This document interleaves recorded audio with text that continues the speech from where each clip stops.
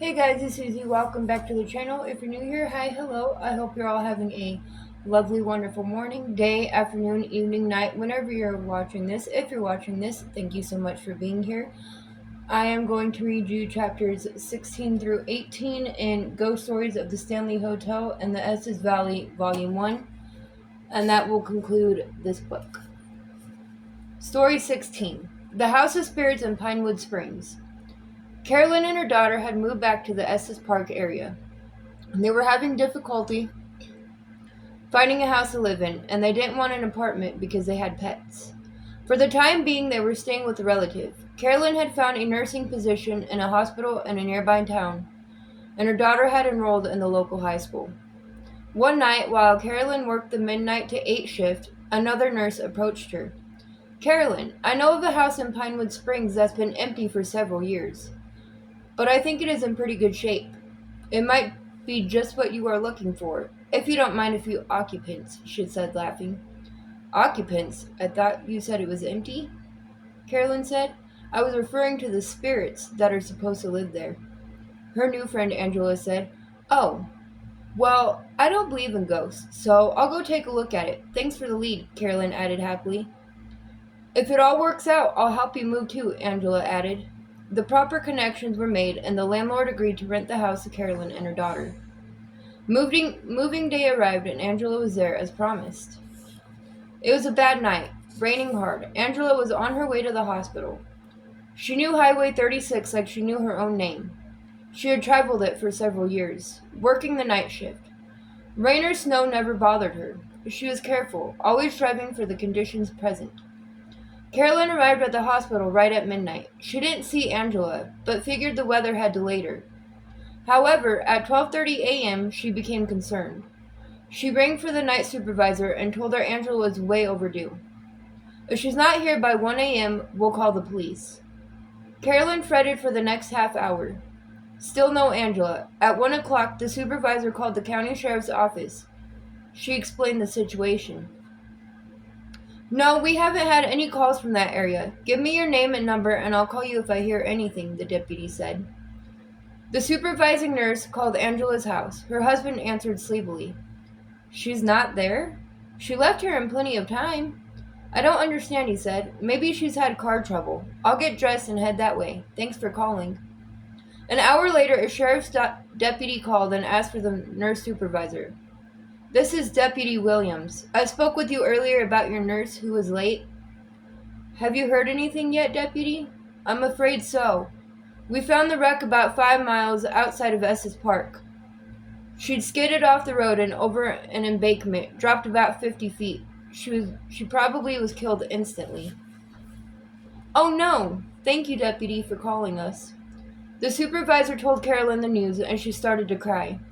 "She was so nice. I want to call her husband. He was so helpful, coming to the house I'm renting and checking to see if anything needed fixing." Carolyn did most of the talking. All Tom, Angela's husband, could say was, "It's the house. I know it's the house." Carolyn didn't understand. "What about the house, Tom?" "Don't move there, Carolyn. Please." "I tried to tell Angela, but she wouldn't listen." "What about the house?" Carolyn asked again. "It was the house. The house," Tom said as he hung up the telephone. Carolyn shared the phone call with her supervisor. "I don't know what he was trying to say." "Well, I wouldn't put any weight to it. He's terribly upset right now. I'd forget about it if I were you." Carolyn and her daughter settled into their little house. It really didn't need much fixing up. Oddly, it's quite clean for a house that had sat vacant for so long. Carolyn had commented on that very thing to her daughter. Well, there may not have been any dirt, but the house was full of ghosts. The first spirit Carolyn and her daughter encountered was that of a man. Carolyn learned that he was a father to the landlady. He had been finishing off the basement, came upstairs for something, had a heart attack, and tumbled down the stairs. When Carolyn and her daughter moved in, the man was still finishing off the basement. There was no end to the noise he created, hammering and sawing and pounding and moving things around. But there wasn't anything down there to move around, just a few boxes. After a while, Carolyn had enough. She decided to take matters into her own hands. "Bill, down in the basement." "Yoo-hoo! Bill, we've really had enough noise for now. We'd really like some quiet." The noise stopped immediately. There were other times when Carolyn could see him. He always wore khaki pants and a khaki shirt, and he was most cooperative about ending his noise. But Bill was the least of Carolyn's worries. When she and her daughter first moved in, it became apparent that they were not welcomed by another spirit. Mom, that picture is on the floor again. Can't you get a stronger nail or something? That's the 5th time this week, Carolyn's daughter reported. Honey, I've checked that now and it's sturdy, and so is the wire on the back of the picture. Someone just doesn't like it up there.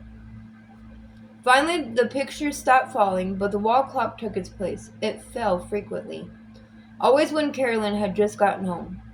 Carolyn remembered that her friend Angela warned her about the ghosts in the house. That just can't be so. I don't believe, she started to say as the clock fell again. The next day, Carolyn called her landlady. She had to know what was going on. Why, yes, dear, Mama and Daddy are still there. Mama so loved that house. She just won't leave. And she really doesn't want anyone there, but of course I can't keep the place up for ghosts. So Carolyn decided to live with it. Occasionally she'd come in from work and smell bread baking and think, oh, yummy. Fresh bread. My precious daughter must be practicing her home economics homework. Each time, no one was home. At other times, Carolyn would be driving up the road to the house, and she would see Grandma, as she called her, on the front porch, rocking in her old rocker. At other times, Carolyn would see her over in the corner by the falling clock. That had been where her mother liked to rock on cold days, the landlady told her. Mama wouldn't have liked a clock ticking in her ear, she said. Did I tell you, Mama died here too? Just old age, I guess. She truly loved this place, and loved to bake. You could smell her bread clear down the road, and her cinnamon rolls, apple pies, while the neighbors were dropping by unexpectedly all the time. Well, I do believe she is still baking, Carolyn told the landlady. Do you think she'd ever do anything mean to anyone? Mama? No, never. Well, one day she had run a salesman off with a frying pan, but other than that, no. Later that day, Carolyn got to thinking, I wonder if she had anything to do with Angela. Was Tom talking about this house? Angela didn't believe in ghosts. Maybe. A chill went through her. Time to house hunt again. 17. A spirited ringing out the old year. Late in December of 1979, Artie, a housekeeper at the Stanley Hotel, reported to work as usual at 8 o'clock in the evening. The duties for that night included the McGregor dining room. Within a few days, it would be New Year's Eve, and the hotel was making preparations for the annual New Year's Eve ball, which would be held in the McGregor dining room. There would be a dance band on the stage and music to entice the partygoers out on the dance floor. But first, Artie would have to prepare that floor with special wax, so the dancers would glide easily to the music. That chore then became Artie's priority. There was no one else working on the main floor except the night auditor. It was almost midnight and time for Artie's mid-shift break. Both doors of the dining room were closed as she worked away up on the stage area. She dusted the piano, taking special care to apply a bit of wax so that the piano shined, her back to the room. Then, what's that sound? Artie asked aloud. She had a sense that she was hearing the low hum of a room full of people talking. She felt a chill go through her as she turned around to face the room. Oh my! This doesn't look like 1979 people to me. This can't be happening. The ladies are all of the early 1900s, their hair piled high on their heads. The men with goatees. No? No? The room was full of elegantly dressed people having a leisurely dinner. The room looked different somehow. Artie finally pinpointed the difference. The furnishings were different, and so were the window decorations. Her heart beat wildly in her chest. She returned to her work, now shining the piano bench. Then she began to work on the stage floor. Gotta keep busy. This is crazy, she whispered. The dinner guests continued with their party until about 2 o'clock in the morning. Artie had finished all the waxing and polishing. She decided to go out into the lobby and ask the night auditor if she could hear anything. Hey, Sarah, do you hear anything? Artie asked. Hear what? Well, like people laughing and talking, not loudly or anything, more of a hum of talking. No, Sarah said, I don't hear anything. It's quiet as an empty church out here. Kind of unnerves me a little. I was going to play the radio, but the batteries are dead, I guess. And I can't find the cord that it has as a backup. Are you alright? You look a little uptight. Yeah, I'm fine, Artie reassured her. Just something I thought I heard and saw. Maybe my imagination is getting the better of me on these night shifts. Ha ha. Artie laughed. I'll bet that's it, Sarah chuckled in agreement. Artie returned to the McGregor room to finish her night's duties. When she closed the doors, there was nothing. No sound, no images of people dining. Well, that had to be my imagination going wild, she said aloud, not whispering this time. A few minutes later, the sound and the hazy images of people at the tables came back. The dining room was filled.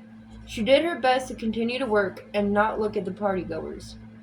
The low murmur of conversation and the beautifully dressed people continued with their gathering until almost 4 a.m. Then they were gone, just like that. I wonder if they knew I was here, Artie asked herself. I sure knew they were here. An 18. Charlie's goodbye.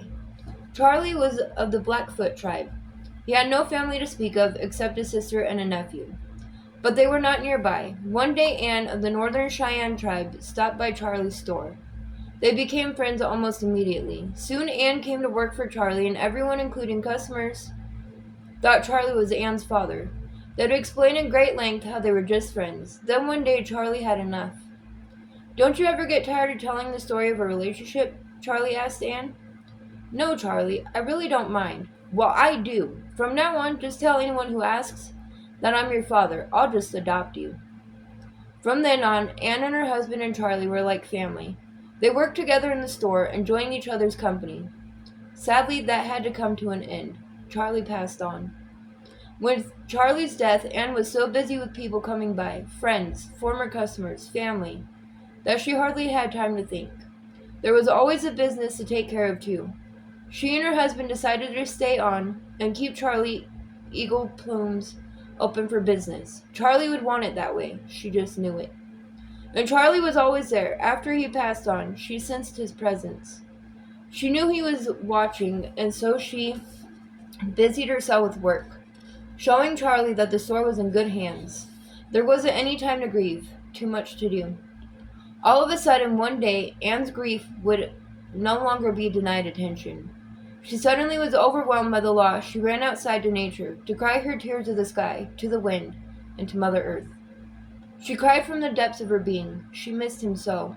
She didn't know how long she had been outside crying. She suspected for quite a while. Emptiness replaced her sorrow. The grief had been draining. Anne let the tears flow freely. Then, suddenly, she felt a hand on her shoulder. She turned around to see who was there to comfort her. There was no one. Yet she continued to feel the hand on her shoulder. Of course, it was Charlie. Who else could it be? He must be telling her that everything was all right now. She didn't need to cry anymore. He was fine. And he knew his store was in good hands. Anne was fine, too. She had grieved and finally said her goodbye to her dear friend. And Charlie had said his goodbye. There was peace, born of love and friendship that would never fade. Come and visit soon, Charlie, Anne said to the sky, and he did, many times. The end. That is the rest of this book. If you made it to the end of this video, please drop me a heart down in the comment section down below. With that being said, I hope you all enjoyed this one, and I hope you all have a wonderfully fantastic rest of your morning, day, afternoon, evening, night, whenever you watch this. And again, if you watch this, thank you so much for being here, and I will see you guys again soon with another video. Bye, guys.